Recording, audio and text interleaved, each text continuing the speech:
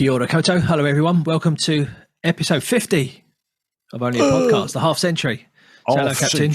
How you doing? Hello, Captain. Kia ora whanau. We're doing okay. As I've just been explaining, it's very sunny. It has been sunny for a couple of days now. It's a good job we're not recording the podcast yesterday because all the neighbours were out when they're cutting, mowing, chainsawing, blowing, whatever kind of machines they've got. So you would have just had a background noise of a whole neighbourhood being jealous of the neighbours or being worried that the neighbours would think too much of them. You're never more than 30 seconds or 30 yards away from a power tool, are you, in this country? Unbelievable. From an old man with a leaf blower. Yeah, it doesn't stop. In the cities. No. But there we go. No, we joined in, I have to say. We did join in. We joined in. We felt the pressure. And cut some stuff immediately. To do some stuff. Cut things. Oh, God. So episode 50. So I thought I'll come up with some really good things to say about the number 50 and that. So I looked up a load of mathematical statistics. Wow. Didn't bother. It's too boring. But I did look up, I Googled a few lists about the number 50. So I looked up Empire magazine's greatest films of all time. Ooh. Number 50, Vertigo. Oh, yeah, wow. Fair enough. Yeah. Yeah. Don't know. Depends what was. We could argue about whether it should be higher up, but well, I haven't got the whole list. I'm all right with that. I'm all right with that. Got. Oh, I'm all right. It's fine. The NME's 50 greatest albums of all time. Number 50 was Dusty in Memphis. Well, yeah, it's a good record. There's no doubt about that. Yeah. There's apparently 49 better ones, but it's a good record. The Guardian's best books, number 50, was Men Without Women, Ernest Hemingway. Don't know that one. Never read Hemingway, actually. Probably should. I've read The Old Man and the Sea, and maybe I can't even remember. I'd certainly read The Old Man and the Sea, but I don't think I've ever read that one either. Right, that was in there. And Empire, again, 50 greatest TV shows. Number 50, 50th greatest TV show was Only Fools and Horses. Oh, again, okay. Yeah, all right. Might be a top 10 for me, that one, but I ain't seen them all. When I've seen them all, I'll do a list, but I ain't seen them all yet. So what we got on the show today? What we got? We've got some series, as it were, drama series, couple of drama series to talk about. We've got I've got a small whinge about Monty Python, and specifically John Cleese. We guess we should begin by talking about the obvious stuff. Any new singles out recently? Any up-and-coming bands? Yes, £18 it would have cost, I believe, to buy said single in a horrible sleeve, it must be said. Oh, it's hideous. The Beatles now and then. We've been let down twice by classic rock bands with releases lately with the Rolling Stones, Hideous Hackney Diamonds, and this is possibly worse. What were they thinking? I thought it was a placeholder when I saw it. Yeah, that's the sleeve. I thought they would have done a homage to one of the classic Beatles photos, or something. But no, it's just a horrible bit of text, like graphic design text, horrible thing. I couldn't even be bothered to look up who it was that did it, and if there was any thinking behind it. Yeah, maybe it means something. Maybe I haven't looked into it either. Maybe there's something. I don't know. If it does mean something, maybe it should be just a tiny bit more obvious, because it's hard to work it out. Anyway, notwithstanding, the song is out, and there's a sort of little mini film to go with it as well, which is quite nice. Well, there's the actual video. Have you seen the actual music video as well? Yeah. As well as the film. Yeah. Well, what do you think of the song? Let's start with the song. Right. Okay. Well, I'm going to get sort of a bit nerdy about it. I think it was 1977 was when he did the tape. Right. And Lennon sat down and did the song. In the long period between the rock and roll album, a covers album, and Double Fantasy, which was his sort of comeback album in 1980, I think, and the sort of mood of the demo is entirely consistent with the kind of I Love You, Yoko songs that he was doing at the time and eventually distilled down to make Double Fantasy and the one after it, which name escapes me at the moment. So it's a slight thing, and it's one of his demos. And I counted the words, 42. There are 42 words in Now and Then. Well done. So there's not all that many of them. No. But it needed finishing off, to say the obvious thing. Obviously, it needed finishing off. And they did. They made something out of it. The sort of nice little touches like George's slide guitar, which I was talking about the other day, mimicked by Paul. I'm not gonna go any further till you start to say something. No, well, it's exactly what you would expect of a Lennon song of that era. It's exactly what you'd expect. It's kind of a bit syrupy and a bit all that. It's not great. It clearly is a Beatles song. They're all on it, which is great. It's not a great Beatles song, but I think it feels nice. Do you know what I mean? It feels right. It feels. If it doesn't sound nice, it feels like they've done a good job with it. And I thought the video was well. Yeah. I think they might have used the same firm to make the video that made the cover art, because the video I felt was pretty low quality in terms of, they did some trickery. So they put young John Lennon next to older John Lennon, and, they did all that stuff, but it didn't look great. Do you know what I mean? With the technology that's out there now, I don't know if Peter Jackson was involved. Maybe not with that one. I thought the video was really, really nice, and it was. Yeah. It did feel like, actually, that I think we're done now. We're not getting any more. This is it. This is the end of it, I think. And it was nice. It was a bit, sentimental, emotional, whatever. But I think the quality of the video wasn't very good. No, it sounded like them. Yeah. Which the previous sort of two Jeff Lynne helmed things, which sounded vaguely like the Travelling Wilburys. Yeah. I'd say for the sort of overall sound and the nature of getting four guys in a room, it's much better on that respect. But essentially the same sentiment as in Just Like Starting Over, the Lennon song. It's similar kind of thing going on. So, great. I thought the little film was good, as opposed to the music video. The film was good. Again, there was some footage in there we hadn't seen before. Yeah. Overall, I'm glad it's here, and it's nice, but I won't be playing it anytime soon. Not while I have everybody's got something to hide except me and my monkey. Yeah, I had one moment where I went, "Oh, that's wow, yeah," and that's when in the film. They go, and we isolated John's voice. Yeah. Zoop, and there it is. And it was great, wasn't it? Just him. Yeah. And I thought, oh yeah, it's nice to hear that. Yeah, it was. But I do maybe think that's it now. I think. Have you looked at the Red and Blue albums yet? Do you know what's going on there? They're a bit longer, aren't they? They're on Spotify. Yeah, they're a bit longer. There are different things. Taxman's coming in on one of them. I can't remember any of the others, but what I will say is that last time I surmised that the Jeff Lynne ones that they were going to do for anthology are not going to be on there. Oh, okay. So that's what was a bit of a surprise to me, but they've gone and picked things from existing albums that are popular tunes and padded them out to be triple albums. Don't like that. It stinks, doesn't it? I think that stinks. That's just kind of if there's nothing new on there. Are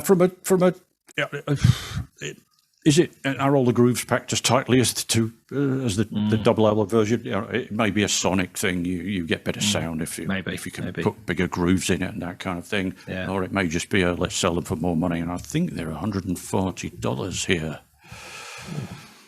each for a triple. Nice for some. I won't be buying those. No. I haven't got a record player. So that's a good reason not to.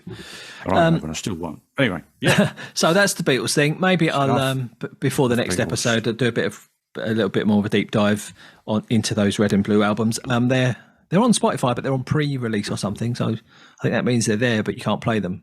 I think is what it means. Something like that. So I'll before the next episode I'll try and do a bit of homework and see if we can really get to what's What's going on?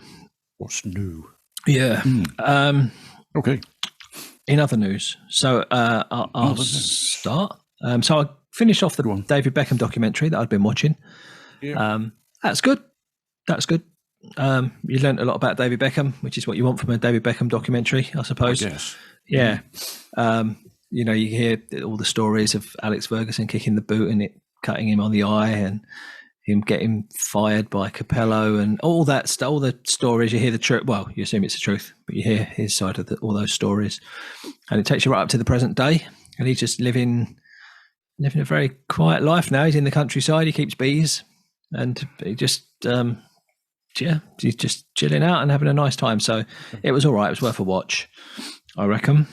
Yeah. Speaking of chilling out and worth a watch, I noticed a trailer on the telly on TVNZ the other day for Mortimer and Whitehouse Gone Fishing. Yep, it was on yesterday. Yeah, started yesterday on primetime Saturday night, 8 o'clock or something. 8:30. 8:30. It's like, what? Yeah. Was it Series 1, do you know? It was. I didn't watch it, but is that primetime viewing in New Zealand? It's very British, isn't it? And it is now. I don't know whether we'll see it move time slot. It doesn't seem that it is to me. No. There are a lot of people like fishing. That said, but that's nothing like fishing over here, is it? Fishing program? No, that's true. And fishing programs are generally on before the news at the weekend, kind of thing. So you can go on a Sunday and 4:30. You know, there's the ITM fishing show and one or two others. So I don't know how it's going to go. But they will know Bob Mortimer from Would I Lie to You, because we get Would I Lie to You here. If anyone's into the Fast show, they'll know Paul Whitehouse, or if they've watched Death of Stalin film, I don't know. I'm sure, but everyone over here will know those two guys, wouldn't they? I'm sure. We'll see. We shall see. Yeah, I don't know if that whether they get into 6 series, or I haven't looked on demand yet to see whether the entire canon oeuvre of Mortimer and Whitehouse has been dumped on TVNZ, or whether they're doing it one at a time. We shall see. Yeah, but if you want to watch that, people of NZ, you can now. It's on telly here. You don't need to mess around with VPNs or anything like that. So, yeah.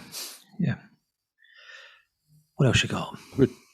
Well, so got I sort of what if, because I haven't actually watched it yet, but I was pleased to see that season 8. It is season 8 of Shetland, the return of Shetland, with a new senior policewoman in it, which is cool. Who is her name is Ruth Calder. D.I. Ruth Calder returns to Shetland and confronts old home truths and ghosts and all that kind of stuff. And she's played by Ashley Jensen, who was Maggie in Ricky Gervais's Extras, and she was in Ugly Betty for a long time, and she was in Mayflies, which we did Plug. Or even Plum. We did Plum a while ago. We did. So that was cool. But it's the old favourites in the cast, like Alison O'Donnell, is Tosh McIntosh, Stephen Robertson is Sandy Wilson, etc., etc. So I'm very pleased to see that's back, because I liked all the old ones. I've never watched that. Yeah. No, it's good. There's so much telly to watch, isn't there? There is too much. Oh. Speaking of which, there's some more. I know we both had on our lists, although it's another one that you maybe haven't started, but I have, is All the Light We Cannot See, the 4-part version of Anthony Doerr's book on Netflix right now.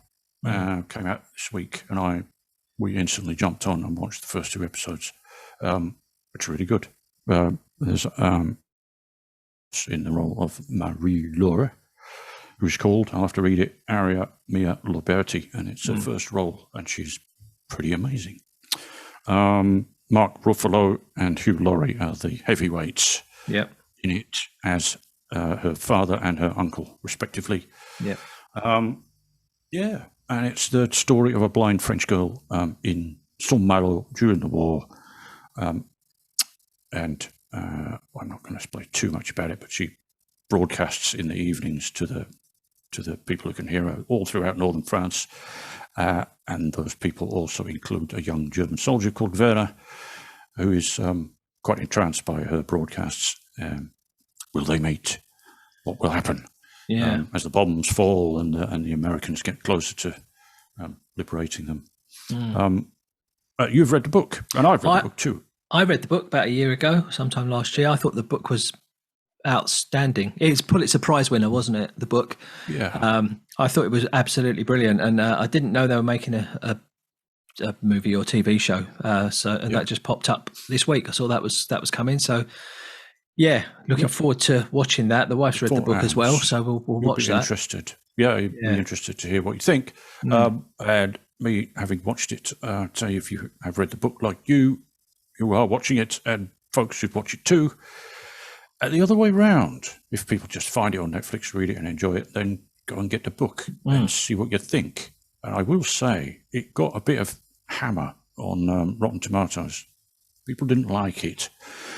And I can only think that there are great devotees of that book, and people think it's a good book. People think it's absolutely superb, and how dare anyone tamper with my memory or my thoughts or that kind of thing. So I can only think it suffers from that. But I will say that you should ignore said 23% or whatever it is and carry on and watch it. So there. It's interesting that, isn't it? Because TV adaptations or film adaptations can be so different to the book. Yeah. It's not to say one's better. I mean, the Luminaries. The Luminaries, of course. I was halfway through reading the book when the TV series started, So I thought I'll watch it because it won't catch me up. It won't spoil the book for me. And all of a sudden they just shifted all the time around, didn't they in the TV series? Yeah. So I had spoilers in the episode one. That happens, doesn't it? Lord of the Rings. I was trepidatious about seeing the first Lord of the Rings because I thought, what's this going to be like? Is it going to be? Well, I don't know. It's all here in my head. The Lord of the Rings. It's not up there. Yeah, of course. So, what's it going to be like? It was fine. Yeah, they did okay with those films, didn't they? I never have watched The Hobbit. Have you ever watched The Hobbit? Unfortunately, yes. It's far too long. Far too long. Yeah, as I think I said at the time, I don't want to watch a movie that takes longer to watch than it would take to read the book. It's about 9 hours in total, isn't it? It's not a big book. It's not a big book. 9 hours. It's got extra bits in, the battle scenes go on. It's got extra battles. I don't think they're actually in a book. No, there's no battles really, is there, in the book? No, you could get vague allusions. There's the lake, the lake town thing. That's all in there. And the dragon comes down. Of course it is. But the Battle of the Five Armies, and I don't know. It's too much. Oh, and songs. Too many songs as well. Shut the dwarves up, for God's sake. You have to sing another song. You have to sing a song with every meal you've got. No. Don't. Just don't. Dwarves, you happy bastards. Just eat your food and get on with it. You don't have to sing about it. Excellent. Yes. Yeah, so All the Light We Cannot See. Very much looking forward to watching that. That should be good. Yep. Jolly good. Good. Excellent. Yeah. I've just seen, I've got Bill Bailey playing here tomorrow night. Or Tuesday night. I'm not going. I saw him here a couple of years ago. And he's great, but I'm just not going for whatever reason. I think there are a few tickets left if anyone wants to go. And I've just seen, have you ever heard of Tommy Emmanuel? Does that name ring a bell to you? I have heard of him, yes, indeed. Guitar virtuoso. Finger style guitar. One-man band, acoustic guitar players. He's a guitar legend. Well, he's playing over here as well. He's just announced some dates. All right. So I'm definitely going to go and see him. I don't know if I'll be able to get anyone to go with me. It's a bit, it's one for the guitar players, I think. But that's all right. Yeah, you won't be alone. No, exactly. I won't be alone in being alone. Lots of other guitar nerds there as well. Yeah, so I think it's not till April, but I'll go along to that. He's an incredible guitarist. Yeah. Good stuff. You wanted to talk about Monty Python? I did, but I'm not going on about it too long. But basically, Cleese, John Cleese. Sir, is he a sir? I don't know. Yeah, I think so. He's breaking the news because he's going to get a show on GB News or something like that and interview people and complain basically about how his free speech has been infringed in various ways. And it sort of set me off because I put a little comment about Python earlier on in notes to maybe talk about at some point. So he tripped me off. It's all his fault. And I was reading A History of Great Britain by Andrew Marr, and he was mentioning Python and how groundbreaking it was. And then he went a bit into the history of where they were at the time and who, the university system they all sprang out of, very much most of them, which got me kind of thinking, really, because was it more when we were teenagers that it was about a communal reciting of the sketches and the camaraderie you felt from your mates all knowing the lines, a bit like I'd say the Fast Show, but a bit like that. Although the Fast Show is tremendously funny. Did I really just like Python because a lot of other people like Python? Because I don't even remember laughing that much, and this just struck me as something not entirely unusual because I was nothing like any of those people except possibly Michael Palin. So why would it kind of resound with a 14-year-old? I think it's because when I was, you've got a few years on me, but I think when I was a 14-year-old, of course, it was the young ones, which I've mentioned regularly on here. Yes. Same thing. It was anarchic, and it was a team sport. You come in and reenact sketches in the playground the next day, and just exciting to a teenage boy and teenage girl as well, I suppose. But to a teenage boy, how exciting is that? It's just anarchy, and it was maybe the odd swear word, not so much in Python, maybe, but and Python, you'd see boobs and stuff sometimes, wouldn't you? No, maybe it was a similar sense of anarchy that set a lot of people off, but I don't remember it being particularly funny. No, and I think we've said this on here before, or I might have said it on here before, about, you think of the greats of comedy, Tommy Cooper, Morecambe and Wise. I've written Ken Dodd and Dave Allen, who gave me more laughs than Python ever did. Yeah, but if you were to get the complete works on Blu-ray and watch them, I don't think you'd laugh very much. No. We all know the best things that Morecambe and Wise and the two Ronnies did and all that. We know their greatest hits, but there's a lot of trash in there as well. It's a good point. Not trash, but it was of its time, and it was probably funny then.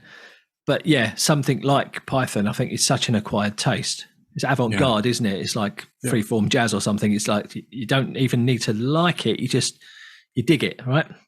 Yeah. But it's a good point. And I've definitely said this on here before. I went back a few years ago now and watched Life of Brian. I hadn't seen it in years. That would have been one of my top 3 favorite films ever. I don't think I laughed once. It just gone. The shine had gone from it. Weird. Yeah. So I'll have to do that. I'm the Holy Grail as well. I could put those two films kind of separate to the rest of the oeuvre, as it were. Yeah, because that was different. Yeah, but I'll be honest. Anyway. I've not seen much of Monty Python. I've never really watched it. Actually, I've seen bits for your time. Yeah, I mean, it used to be on probably repeats, I guess, when I was quite young. So mid to late 70s, it used to be on at like 10:30 at night. So I'd occasionally get to see a bit of it if I was up late.